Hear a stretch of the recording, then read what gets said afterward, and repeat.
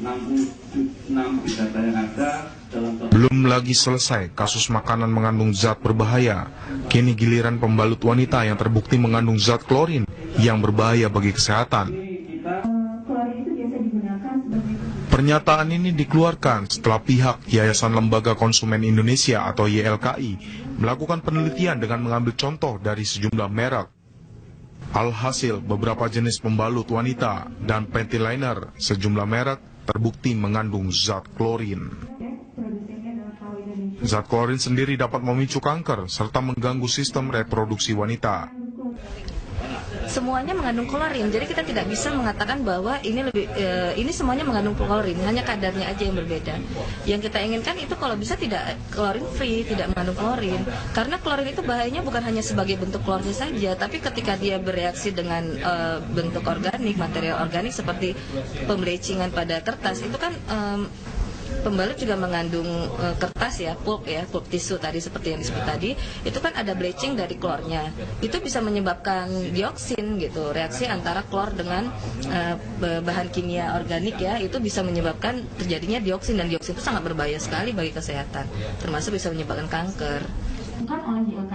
Mengantisipasi hal tersebut, YLKI meminta pemerintah segera membuat standar nasional yang menyangkut kadar klorin pada pembalut wanita. Selain itu, dibutuhkan peran aktif dari produsen untuk memperhatikan produknya, serta kehati-hatian masyarakat sebagai penggunanya. Dari Jakarta, Mira Febriana, Mahendra, TV One mengabarkan.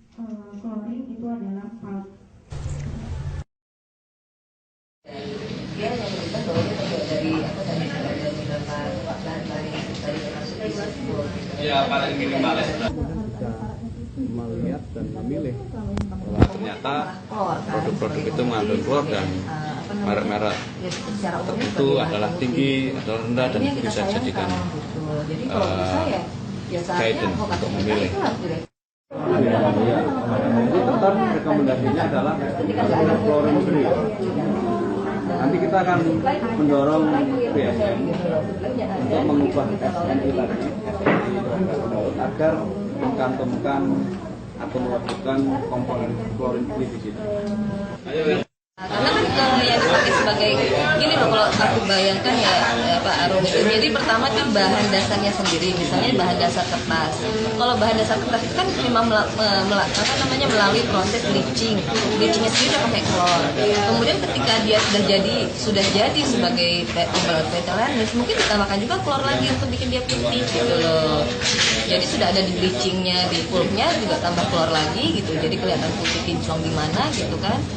Tapi kan berbahaya. Pemutih itu sebabnya juga kalau misalkan baru dicuci itu jadi bisa hilang itu kan ya, bukan penyebab ada gimana nggak ngerti saya. Kan kita nih sebagai itu kan ada tuh yang sebagian yang suka langsung putih bersih gitu, itu juga penyebab kandungan klorin. Ngerti saya. Kalau di luar negeri sendiri kan kadang-kadang kan klorin free kan ya, makanya di luar negeri kan populer tuh bentuknya. Nah kalau yang di sini kira-kira mungkin nggak tampon yang populer digunakan orang meninggalkan pembalut di luar negeri. Enggak, itu sama resikonya. Oh sama. Bersama resikonya saya baca. Kalau enggak gitu loh. Itu juga yang impor, yang kesannya gimana, itu juga ternyata tinggi kadar klornya. Artinya kita nggak punya choice ya, nggak punya pilihan ya. Pilihannya komparatif. Yang Jadi kita kayak nuntut gitu ke pemerintah untuk secara hukum. Bagus sekali, lebih bagus lagi. Bisa kalau itu. Kapan? Apalagi kalau misalnya ada yang memang dia itu bisa menelusuri, men-trace gitu ya. Kayak kasus di Amerika Serikat, orang yang kena kanker, dia yakin itu karena rokok gitu loh. Kemudian dia menggugat industri rokoknya, dapat miliaran rupiah gitu, menang dia. Nah, saya bisa dibuktikan bahwa kita misalnya infertil gitu loh, kalau itu karena pembalutnya gitu, atau karena pola hidup atau apa gitu. Nah itu kalau kita bisa membuktikan di pengadilan gitu, dan ternyata nih kandung emang bisa menyebabkan berbahaya segala macam, itu bisa aja menggugat gitu loh, menggugat pemerintah. Jumlah pengaduan? Kalau pengaduan secara langsung mungkin karena ini masalah orang hanya mengeluh gitu, bertanya, mengeluh, tapi tidak mengadu secara benar-benar datang ke YLKI. Kita kan kalau mengadu secara resmi itu harus membawa bukti produk kan, dan bukti kalau dia memang sakit atau apa itu kan harus ada misalnya dari dokternya gitu. Nah itu kan sangat sulit bagi konsumen. Paling dia kalau mikir-mikir karena ini daerah sensitif dan menyangkut kesehatan reproduksi atau termasuk daerah yang intim bagi perempuan itu ya memang kita kan punya budaya malu atau gimana gitu, itu orang jarang mau ini sekali gitu bahwa dia mungkin punya masalah dengan kesehatan reproduksinya. Malu lah kita gitu.